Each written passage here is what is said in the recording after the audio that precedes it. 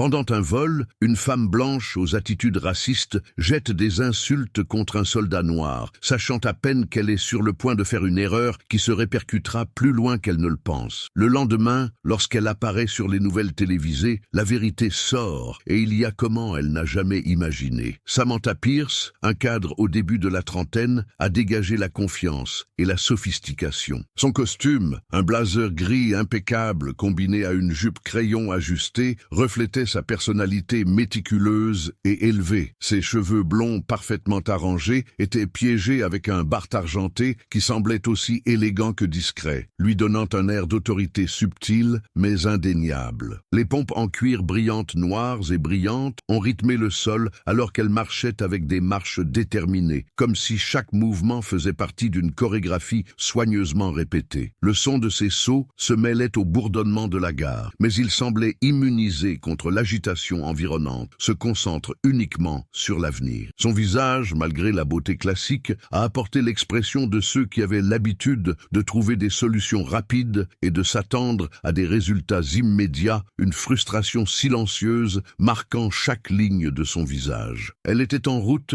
vers une conférence de gestion très attendue, où elle avait non seulement l'intention d'impressionner, mais aussi de ouvrir la voie à une promotion qui la mettrait à un niveau encore plus élevé. L'ambition de Samantha était aussi nette que les sauts de ses bombes, et elle savait que chaque mot, chaque geste, chaque attitude de cet événement devrait être parfaitement calculé pour assurer ce qu'elle voulait: reconnaissance, pouvoir et surtout valider de votre validation de votre effort dur. La zone d'attente de l'aéroport international de Los Angeles était en pleine effervescence. C'était un matin sombre et orageux de novembre, et le fort climat à l'extérieur semblait refléter l'agitation des voyageurs. Les lumières fluorescentes ont flâné par intermittence sur la foule, et le son continu des annonces itinérants coupe le buzz constant des voix. Veuillez vérifier votre porte de départ. Assurez-vous que vos effets personnels sont sûrs. Prêtez attention au changement de temps. Étaient les messages répétés, diffusés comme une tentative de désordre. La salle était pleine d'une diversité de personnes, chacune avec sa propre histoire et son destin. Les familles, avec de jeunes enfants dont les rires et les cris étaient en compétition pour leur attention, ont marché rapidement, transportant des poussettes pour bébés. Les professionnels, avec des regards fatigués et des vêtements officiels, ont déménagé sur les écrans de leurs téléphones portables, impatients et anxieux, et les étudiants, avec des sacs à dos et des écouteurs bâclés, ont échangé des blagues et ont regardé autour de lui avec une sorte de soin aux jeunes. La porte G12, conçue pour être le scénario de matchs rapides et efficaces, était maintenant un point de frustration collective. Le vol vers Atlanta, qui devrait initialement partir à 9 heures du matin, avait été reporté en raison de la tempête imminente, qui a généré un murmure croissant d'insatisfaction entre les passagers. Beaucoup regardèrent déjà l'horloge, impatients avec le retard qui semblait sans fin, tandis que d'autres ont commencé à chercher des sièges, essayant de s'installer à travers l'inconfort croissant. L'anxiété dans l'air était palpable, une énergie tendue qui ne semblait pas se dissiper de sitôt. Tout en parcourant des courriels sur son smartphone, chaque message semblait plus urgent que le précédent, les collègues s'attendant à ce qu'elle livre des budgets et des présentations impeccables. Samantha a essayé en vain de contenir l'impatience qui commençait à émerger. Les lumières fluorescentes de la salle d'attente s'étaient mêlées à la sensation d'inconfort qui l'accompagnait. Enfin, le son aigu de l'orateur a annoncé que les passagers de première classe pouvaient monter à bord. Elle a profondément expiré, ressentant un soulagement immédiat, comme si le chaos était laissé avec les portes terminales. Tenant son sac de créateur, qui brillait dans la lumière avec son matériau en cuir raffiné, elle se dirigea rapidement vers le jet-pont. À l'intérieur de l'avion, la cabine de première classe était un refuge isolé, presque comme une capsule de luxe, avec des bancs plus espacés et des flûtes de champagne déjà disposées aux tables. Samantha se dirigea directement vers le deuxième siège, gardant son sac dans le compartiment supérieur, et a fait un point de stage dès que possible. Un sentiment de supériorité momentanée a pris le dessus sur son corps, alors qu'elle se préparait à ignorer complètement le reste du monde. Elle regarda à nouveau l'écran du téléphone, vérifiant les messages urgents qui étaient arrivés. Chacun d'eux semblait exiger leur attention immédiate, et elle grogna doucement alors qu'elle glissait son doigt pour en supprimer. C'est alors qu'il a remarqué l'approche d'un homme noir élevé, portant un uniforme de l'armée impeccable. Il s'est arrêté devant la cabine et a commencé à vérifier les numéros du siège. Le nom de nom sur sa poitrine a lu Jamal Lewis. Avec une courtoisie contenue, il hocha la tête vers Samantha avant de pointer vers le siège à côté d'elle. 2B. Ses yeux verts brillaient d'une légère gêne. Elle a reconnu le geste, forçant un sourire tendu alors que les pensées chuchotaient dans son esprit. Je voudrais savoir s'il est ici avec une remise ou un avantage. J'ai payé le prix le plus élevé pour ma place. Est-il même de payer un tarif complet? Un vestige de préjugé lui traversa l'esprit alors qu'elle s'installait sur son siège avec un lourd soupir, ajustant sa ceinture de sécurité. Sa posture a clairement dit qu'il n'était pas du tout intéressé à commencer une conversation amicale. Jamal, avec un calme remarquable, était assis à sa place et, un instant, a offert un signe de tête instruit vers Samantha, mais elle faisait déjà face à la fenêtre, fermant dans le monde qui l'entoure. Les agents de bord ont commencé à traverser les couloirs, offrant une variété de boissons prépartagées, d'eau de gaz, de jus d'orange ou d'un mimosa. Le vol n'avait pas encore décollé, mais la tension dans l'air semblait augmenter au fil du temps. Lorsqu'un préposé a remarqué l'uniforme de Jamal, il s'arrêta son chemin, le regardant droit avec un véritable sourire. « Merci pour votre service, sergent », a-t-il dit, avec une révérence dans sa voix. « S'il vous plaît, laissez-moi savoir si vous avez besoin de quelque chose. » Samantha pouvait presque sentir la frustration bouillir en elle. Bien sûr, pensa-t-il amèrement. Les avantages supplémentaires pour l'armée. Tout le monde trébuchait pour faire preuve de gratitude, pour être poli. Ses lèvres se serra dans une fine ligne et elle a repris le téléphone, faisant semblant d'être occupée. Elle ne s'est jamais considérée ouvertement raciste. En fait, elle aimait se vanter de ses amis qu'elle était daltonien, une blague qu'elle a utilisée pour justifier son ouverture à des gens de toutes origines. Cependant, à des moments où son propre privilège ou son sens du droit était contesté, elle ne pouvait pas éviter les sentiments qui ont germé involontairement. Elle ressentait une irritation silencieuse, une résistance cachée aux gens qui, dans sa vision, n'appartenaient pas à son niveau. Elle savait que c'était une mauvaise pensée, mais il se leva toujours, là, au fond de son esprit. Bientôt, avec des passagers de première classe finalement hébergés, les portes de la cabine ont été fermées et l'avion a commencé à se déplacer dans le couloir. Jamal a discrètement retiré une petite photo de la poche intérieure de sa veste. Il a regardé rapidement l'image avant de le stocker à nouveau, l'expression sur le visage dur que quiconque ne pourrait l'imaginer. Samantha n'a pas pu éviter de jeter un regard furtif sur la photo que Jamal avait. C'était une image d'un enfant avec un sourire radieux, peut-être environ 8 ou 9 ans, portant une progression brillante et tenant un ballon de football. Quelque chose semblait si authentique, si simple, mais au lieu de se laisser jouer pour cela, elle a essayé de maintenir sa position d'indifférence, son ton encore impersonnel. Quel charmant enfant! Votre fille, la voix de Samantha est sortie plus nette qu'elle ne le souhaiterait, comme une observation innocente, mais avec une pointe d'autre chose, quelque chose qu'elle ne savait pas exactement ce que c'était. Jamal leva les yeux vers elle, surprise un instant, avant de détendre l'expression et de répondre, avec un sourire discret qui illumina brièvement son visage. « Oui, madame, c'est ma fille, Amara. » Samantha a dû s'accrocher, afin de ne pas tourner les yeux sur la formalité. Elle avait l'habitude d'être traitée avec une déférence sans restriction, et la réponse de Jamal, bien que polie, avait quelque chose qui la faisait sentir hors de propos. C'était comme s'il était hors de sa portée, inconscient de ses attentes que tout conviendrait selon son propre monde.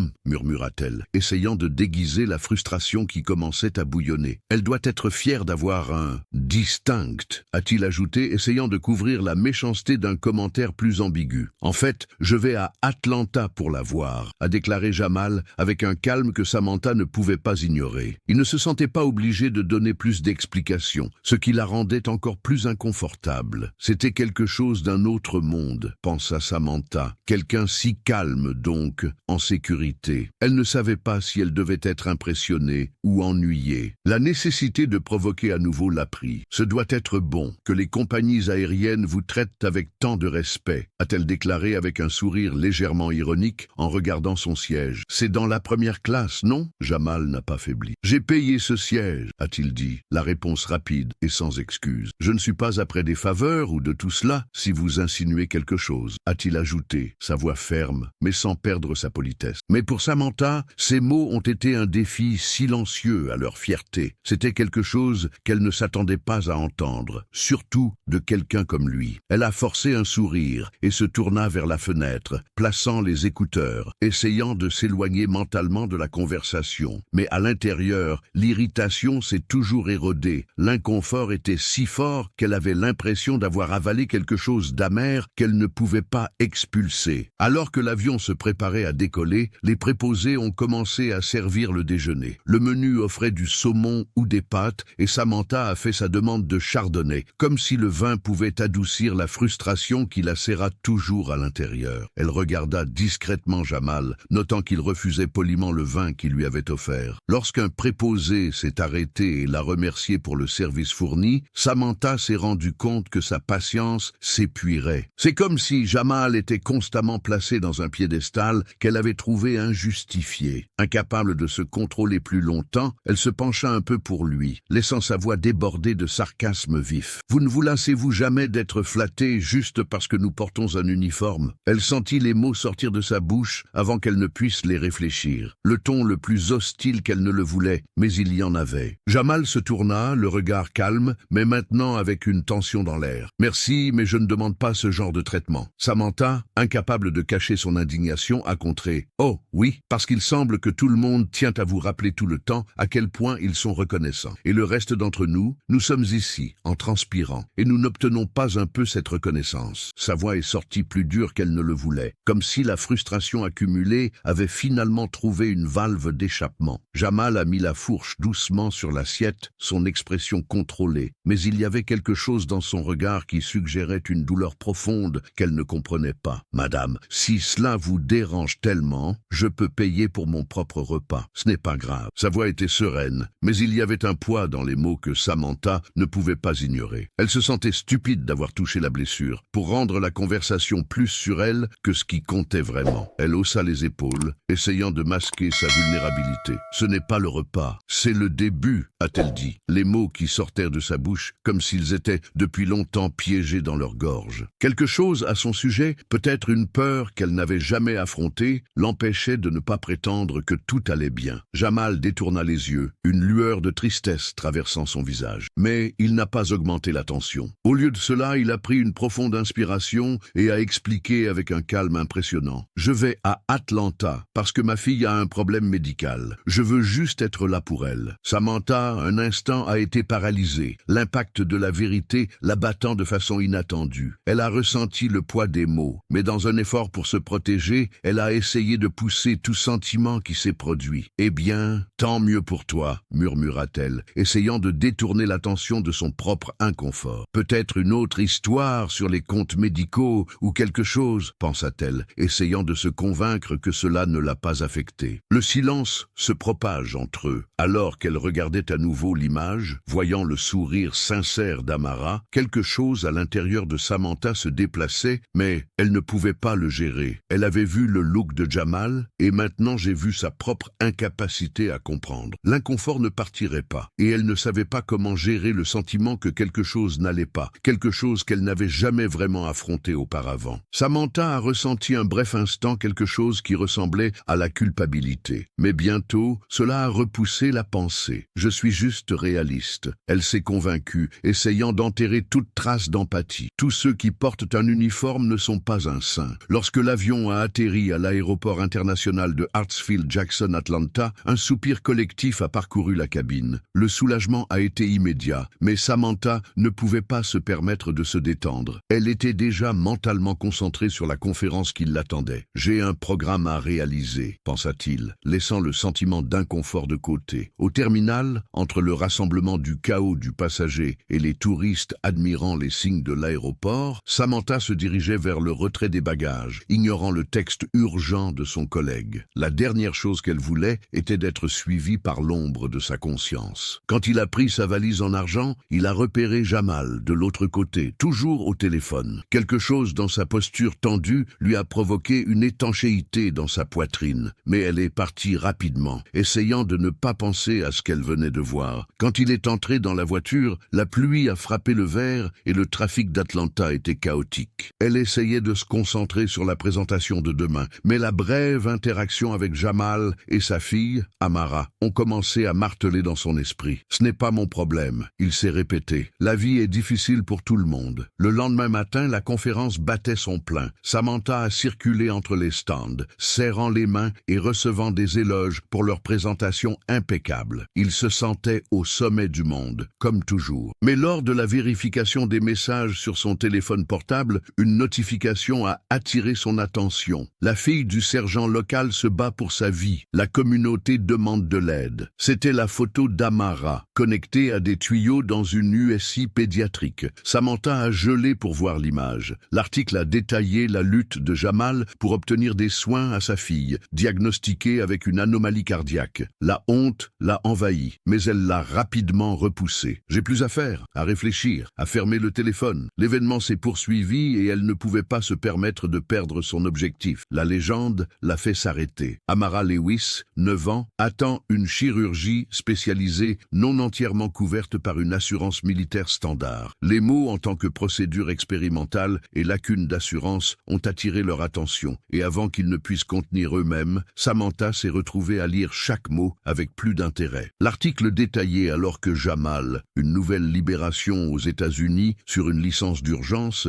essayait d'assurer le traitement de sa fille, Amara. L'état de la fille, diagnostiquée avec une grave anomalie cardiaque, s'était aggravé au point d'exiger une intervention délicate et coûteuse. Non couvert par l'assurance, Jamal avait eu recours à une campagne de collecte de fonds en ligne. La poitrine de Samantha se pressa. Elle se souvenait des mots durs qu'elle lui avait dits dans l'avion, l'accusant de recevoir un traitement spécial, et le poids de la honte a commencé à prendre soin. Elle imaginait à nouveau le visage d'Amara, les yeux brillants de la photo, maintenant remplacés par l'image pénible d'un enfant en USI. Jamal n'essayait pas d'attirer l'attention. Il ne faisait pas semblant. Il se battait pour la vie de sa fille. Samantha s'est sentie avalée par la culpabilité, mais a rapidement repoussé ce sentiment. Ce n'est pas pertinent pour ma vie. Elle a essayé de se convaincre, mais le sentiment d'inconfort ne l'a pas laissée tranquille. La nuit a été avancée et le cocktail de la conférence était à la hauteur. Les dirigeants, avec des flûtes à champagne, ont échangé des histoires sur les fusions et les projections de profit. Samantha était présente, avec son sourire imbattable et sa robe noire élégante, mais quelque chose était hors de propos. À chaque tentative de s'impliquer dans des conversations commerciales, son esprit s'est détourné vers Amara, et le visage de la fille ne sortait pas de sa tête. Samantha a pris une gorgée de la boisson et a forcé un sourire, mais la culpabilité est restée comme un nuage qui a traîné. Enfin, elle s'éloigna, à la recherche d'un coin calme de la pièce. Le regard à travers la fenêtre a révélé des lumières étincelantes d'Atlanta, mais il semblait distant, sans la fascination habituelle. Ses pensées sont revenues aux nouvelles, et presque sans réfléchir, il a repris le téléphone. Il a rouvert l'article et cliqué sur le lien vers la page Jamal Background Collection. L'objectif était de 150 000 $, mais jusqu'à présent, il n'y avait que 37 $. La page était pleine de messages, beaucoup exprimant le soutien et les prières pour la récupération d'Amara. Samantha a regardé les chiffres. Le poids de choix commençait à se former sur sa poitrine. Bien qu'elle ait les ressources pour aider, elle n'avait jamais été enclin à donner de grandes quantités à de telles causes. Elle avait toujours cru que tout le monde devrait réaliser ce qu'elle a, comme elle l'avait fait. Mais en regardant les mises à jour et les mots de soutien, elle s'est retrouvée à penser à ceux qui étaient prêts à aider, non pas par intérêt, mais parce qu'ils se souciaient vraiment. Quelque chose à l'intérieur de Samantha s'est déplacé, mais la tension entre sa vision du monde et la réalité devant elle l'empêchait d'agir. Samantha sentit un nœud serrer le ventre alors qu'elle regardait l'écran du téléphone, les mots de Jamal faisant écho dans son esprit. La chirurgie d'Amara était plus chère qu'elle ne l'imaginait, avec une assurance militaire couvrant une seule fraction. La page de la collection arrière était pleine de messages de support, mais aussi d'une réalité dure et palpable. Chaque don semblait être une tentative de remarquer quelque chose de beaucoup plus grand, quelque chose qu'elle-même, involontairement, avait détruit. Elle hésita, son esprit tournant entre fierté et la nécessité de faire quelque chose qui jusque-là semblait impensable. Avec une main tremblante, elle tapa une valeur, son cœur battant plus vite avec chaque touche pressée. 10 000 $. Le numéro cligna des yeux sur l'écran. Un soupir de démission est sorti de ses lèvres. « Est-ce que je fais vraiment ça ?» se demanda-t-elle. Cette valeur semblait si loin de son monde. Cependant, ce qui la dérangeait le plus, ce n'était pas l'argent, mais le poids des mots qu'elle avait lancés dans l'avion et comment il l'avait retiré de quelque chose de authentique. En un clic, le don a été confirmé. L'écran a montré le message de remerciement. Samantha se tenait là, regardant le nom qui est apparu. Samantha Pierce. Elle sentit un frisson frisson. Jamal, voir cela, faire la connexion. Elle voulait presque avoir été anonyme, mais le regret l'a déjà consommée. Il a mis le téléphone de côté, mais le sentiment que ce qu'il avait fait était juste un petit geste face à quelque chose de beaucoup plus grand l'accompagnement le reste de la nuit. Le lendemain, elle s'est réveillée avec un cœur lourd, incapable de repousser la montée qui l'a dominée. Avec la conférence et les performances à venir, la pression de son travail l'a fait perdre. Mais il y avait quelque chose de plus, quelque chose qui ne l'a pas laissée seule. Tôt le matin, elle a écrit un message rapide à l'équipe disant qu'elle avait besoin de temps. Puis, il a pris une décision impulsive. Ne disant rien d'autre pour personne, il a loué une voiture et s'est dirigé vers l'hôpital pour enfants de Peachtree. L'hôpital, avec ses peintures murales colorées et ses couloirs vibrants, était plein de vie. Mais Samantha avait l'impression d'avoir été transportée dans un autre monde. L'odeur de l'antiseptique et le son des machines contrastaient presque avec la légèreté de l'environnement. Elle est montée au 3e étage, où se trouvait l'USI pédiatrique, et a été guidée à la réception, où elle a été interrogée si elle faisait partie de la famille. Une embarras l'a repris, mais elle est restée ferme. « Je suis une amie », a-t-il dit, ne croyant presque pas en ses propres mots. L'infirmière, après un bref rendez-vous, l'a guidée au 4e 312. Le cœur de Samantha a battu durement, alors qu'elle marchait dans le couloir décoré avec les créations pour enfants, essayant de rester concentrée. Quand il est arrivé dans la pièce, ce qu'il a vu l'a fait s'arrêter un instant. Jamal était là, à côté du lit d'Amara, tenant sa main avec une délicatesse qui contrastait avec la tension dans son corps. La jeune fille était connectée à plusieurs moniteurs, et l'air semblait lourd à cause de la souffrance tant involontaire. Jamal était incurvé, comme si la douleur du monde était sur ses épaules. Samantha, ne sachant pas exactement ce qui l'a propulsé, frappa doucement à la porte. Jamal se tourna, ses yeux fixés sur elle avec un mélange de surprise et de méfiance. « Pierce, je ne m'attendais pas à la voir ici », a-t-il dit, sa voix chargée d'une fatigue que Samantha n'avait pas remarquée auparavant. Samantha hésita un instant. La pièce de la pièce se ferme derrière elle, avec le son étouffant du moniteur cardiaque marquant le rythme du souffle d'Amara. La pièce simple et froide était remplie de l'arôme de l'antiseptique, des acouphènes des machines et des murmures doux des infirmières passant rapidement dans les couloirs. Le cœur de Samantha se serra pour voir la fille pâle et silencieuse, allongée avec des fils connectés au corps fragile. Un tube à oxygène serpant autour de son visage, pressé doucement contre les narines, et la poitrine d'Amara a grimpé et est descendue d'effort. Elle a avalé dur et, d'une voix étouffée, a dit « J'ai lu sur vous et votre fille dans les nouvelles. Amour. » Non, ses paroles sont devenues plus nerveuses qu'elle ne le souhaiterait, et bientôt, elle se sentait ridicule, compte tenu de la fragilité de la situation. Je suis désolé. Je sais que cela peut être inconfortable, mais je voulais voir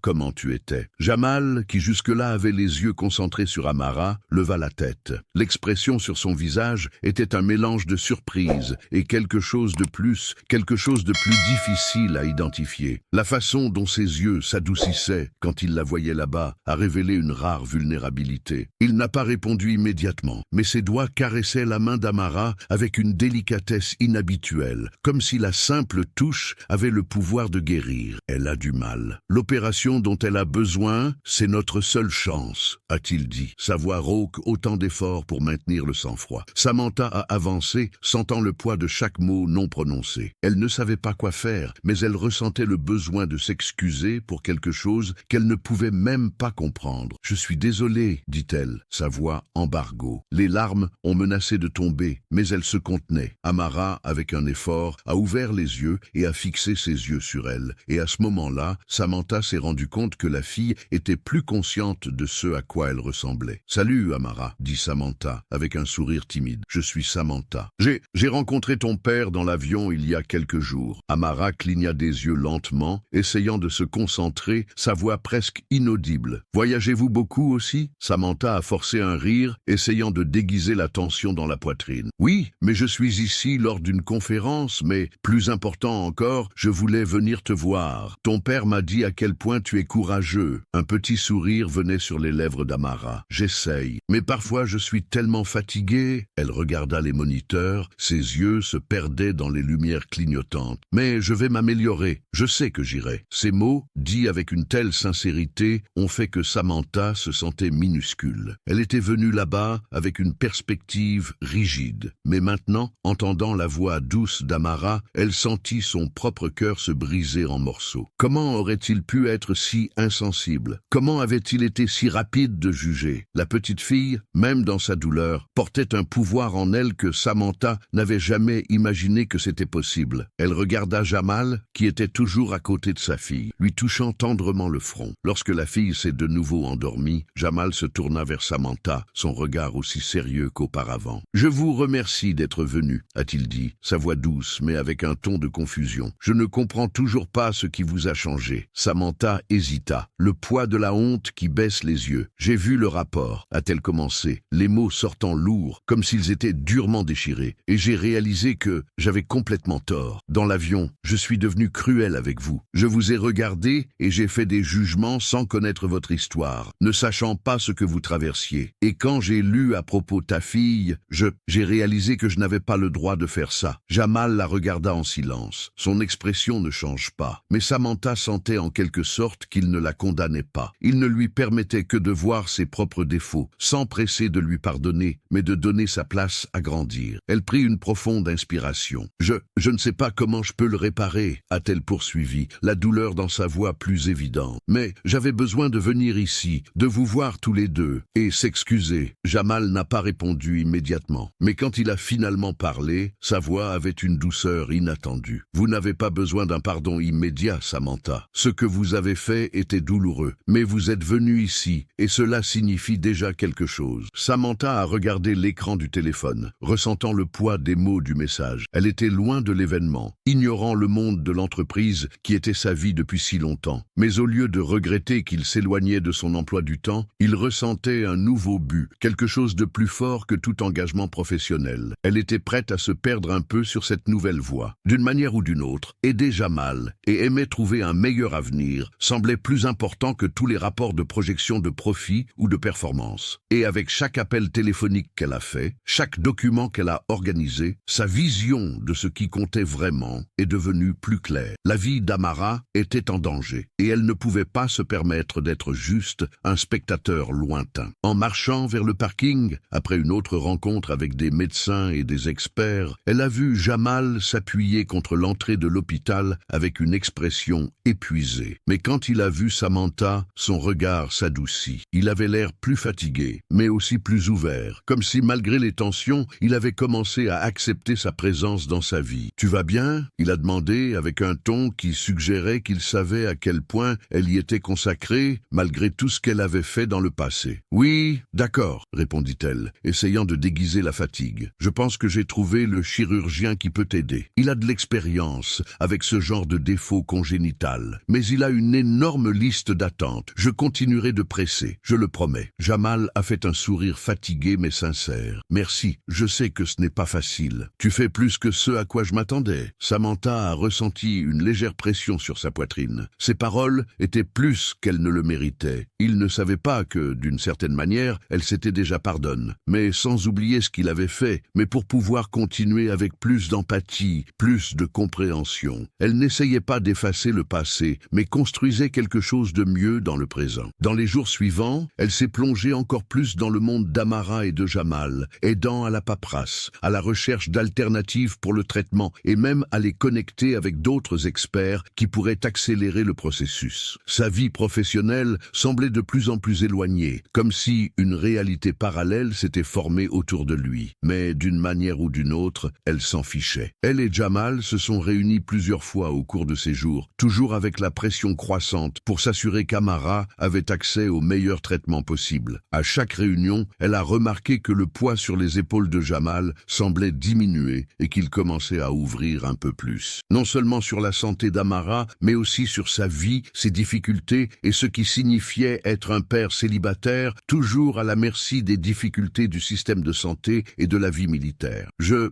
ne suis pas bon avec ça, tu sais, a avoué Jamal une nuit, tandis que les deux étaient assis dans le hall de l'hôpital prenant un café. Avec Amara à l'hôpital, ce dont elle a besoin, la seule chose que je peux faire est d'être un soldat. Et même là, ça a été difficile. Samantha le regarda, écoutant les mots avec un nouveau respect. « Vous faites ce que vous pouvez, » dit-elle fermement. « Et c'est tout ce que n'importe qui peut demander. Mais parfois, nous n'avons pas à porter le monde seul. » Jamal la regarda, ses yeux reflétant finalement quelque chose de plus qu'un simple épuisement. C'était un mélange de gratitude, de soulagement et peut-être un peu d'espoir. « Je pensais que tu étais une personne difficile », a-t-il admis avec un sourire timide. « Mais peut-être que vous avez plus à offrir que je ne le pensais. » Samantha sourit, bien qu'ils ne disent rien. Elle sentait que leur relation commençait à changer lentement, mais avec la même détermination. Elle ressentait dans son propre voyage. Il y avait un remède qui se passait là-bas, mais pas seulement pour Amara. Jamal et Samantha commençaient également à comprendre la valeur du pardon et, surtout, la valeur de l'empathie. Enfin, la longue journée sévirée est venue. Le chirurgien spécialisé était disponible pour la chirurgie d'Amara et Samantha était là, aux côtés de Jamal, attendant avec impatience les résultats. Elle avait fait sa part, étant donné ce qu'elle pouvait, et maintenant, il ne restait plus qu'attendre. Mais pendant que le temps passait, elle savait que le vrai changement n'était pas dans l'opération elle-même. Elle s'était déjà transformée de façon irréversible. Samantha était à côté de Jamal à chaque étape, les jours traînant sur une répétition de tension et d'espoir. Le rétablissement d'Amara n'a pas été facile, et il y avait des moments où la fille semblait perdre sa force, et Jamal était au bord du désespoir. Mais Samantha, avec sa présence constante et ses mots d'encouragement, a pu être la base solide dont il avait tant besoin. Pendant ce temps, elle a commencé à comprendre qu'il ne s'agissait pas seulement du don d'argent, ni des grandes actions qu'elle pouvait faire. Il s'agissait d'être là, avec un cœur ouvert, offrant un soutien. Elle se voyait s'inquiéter de Jamal et Amara d'une manière qu'elle n'avait jamais imaginé être possible. Sa vie avant cela était pleine de surfaces brillantes et de moments vides où elle a cherché à combler le vide avec plus d'argent, plus de reconnaissance. Mais maintenant, elle sentait quelque chose de plus profond. Je sentais que cela avait vraiment fait une différence. Pas seulement pour Amara, mais pour elle-même. À chaque visite à l'hôpital, Amara est devenue plus forte. Ses couleurs sont retournées au visage et son sourire s'est progressivement élargi. Cependant, il y avait encore des moments de rechute. Un après-midi, après une physiothérapie particulièrement douloureuse, Amara a été visiblement abattue, son look perdu dans la fatigue profonde. Samantha s'assit à côté d'elle, tenant sa main tendrement. « Tu vas très bien », a-t-elle dit, d'une voix douce et réconfortante. « Je sais que c'est parfois difficile, mais tu es très courageux. Ce n'est pas seul. » Amara la regarda avec des yeux fatigués, mais avec une lueur de détermination. « Je sais. Et merci d'être ici, Samantha. Je sais que vous avez d'autres choses à faire, mais vous vous présentez toujours. » Samantha sourit, ressentant un mélange de douleur et de joie. « Et je continuerai de me présenter », assura-t-elle en serrant la main d'Amara plus fermement. Toujours, au fil des jours, le rétablissement d'Amara a suivi son cours. Jamal était plus détendu, plus confiant. Le sourire qu'il a donné à Samantha n'était plus seulement plein de gratitude, mais aussi d'une véritable amitié qui commençait à se former entre eux. La tension entre eux, qui a autrefois dominé chaque conversation, a été remplacée par une confiance silencieuse. Il était toujours prudent, mais le poids sur ses épaules disparaissait lentement. Par une nuit particulièrement calme, tandis qu'Ama se reposait après une autre séance de physiothérapie, Samantha et Jamal étaient dans la salle d'attente de l'hôpital. La conversation coulait naturellement, sans hâte, tandis que le son des machines et les étapes éloignées des médecins ont rempli l'environnement. « Tu sais », commença Jamal, avec un sourire de coin de sa bouche, « je ne pensais pas à quelqu'un comme tu se soucions de nous, Amara. » Samantha rit, se sentant plus à l'aise avec lui qu'il ne l'avait jamais imaginé. « Je ne pensais pas que je pourrais tellement me soucier, » a-t-elle répondu, ses yeux fixés dans la fenêtre suivante où les lumières de la ville brillaient au loin. « Mais parfois, la vie vous enseigne des choses que vous n'avez jamais attendues pour apprendre. » Jamal hocha la tête, la regardant avec une nouvelle compréhension. « Vous, ce n'est plus seulement d'essayer d'effacer la culpabilité, c'est réel. » Samantha soupira, fermant les yeux un instant. « Oui, ce n'est plus une question d'essayer de me racheter. Il s'agit de faire quelque chose qui compte vraiment. Et toi, et l'amour, tu m'as vraiment montré ça. » Il la regarda avec une expression réfléchie. « Eh bien, je vais vous dire quelque chose. Quand vous avez commencé à nous aider, je ne savais pas à quoi m'attendre. Mais maintenant, je vois la différence. Vous êtes allé au-delà de ce que j'imaginais. Et je suis reconnaissant pour cela. » La gratitude de Jamal a été l'une des choses les plus puissantes que Samantha ait jamais ressenties. Dans le passé, elle s'habituerait à mesurer sa valeur par des chiffres et des victoires professionnelles. Mais maintenant, ses paroles signifiaient plus que tout contrat ou prix qu'elle avait déjà gagné. Elle avait fait une différence dans la vie d'une personne, pas par auto-intérêt, non pas pour la reconnaissance, mais simplement parce qu'elle pensait que c'était juste de le faire. Le temps passa et Amara s'est complètement rétablie. L'enfant qui était autrefois au bord de la mort a maintenant traversé les couloirs couloirs de l'hôpital avec un large sourire, faisant rire et joie partout où il se trouve. Jamal et Samantha ont poursuivi leur relation avec une nouvelle base d'amitié et de respect mutuel. Samantha savait que la vie ne serait plus la même. Elle était partie de quelqu'un motivé uniquement par le pouvoir et le succès personnel, à quelqu'un qui comprenait maintenant le vrai sens de la contribution pour soutenir les autres. Et cela, a-t-elle réalisé, c'était la vraie récompense. Au cours des mois suivants, elle a poursuivi sa carrière, mais maintenant il y avait quelque chose de nouveau dans sa vie. Elle a demandé le succès, oui, mais a également cherché des moyens de contribuer de manière significative. Elle n'avait plus besoin de l'approbation du monde de l'entreprise pour se sentir réalisée. Votre cœur était plus léger et votre vie plus complète. Samantha a continué à visiter Amara régulièrement, apportant des collations saines ou des pyjamas frais, trouvant toujours le temps de s'asseoir à côté du lit de la fille et de lire des histoires de sommeil pendant que Jamal se reposait ou vérifiait l'équipe médicale. Amara, animée par la récupération, a plaisanté en disant que Samantha était l'amie la plus cool de tous les temps. Ce simple compliment a réchauffé le cœur de Samantha d'une manière qu'aucune reconnaissance d'entreprise n'avait jamais fait. L'histoire d'Amara a attiré l'attention des médias et une brève interview avec Samantha et Jamal a été transmise, mettant en évidence le mouvement des dons et la lutte pour la protection des soins médicaux. Bien que certains aient essayé de suggérer un roman possible, le lien entre eux était plus profond et authentique, construit sur le respect mutuel et les soins réels. Pour Samantha, cette expérience a été un tournant important, non seulement en ce qui concerne sa relation avec Jamal, mais aussi face aux préjugés enracinés qu'elle avait portés tout au long de sa vie. Elle a commencé à demander des conseils pour faire face à ces préjugés, reconnaissant les influences subtiles et racistes avec lesquelles elle a grandi dans un environnement plus blanc et plus privilégié. Cette introspection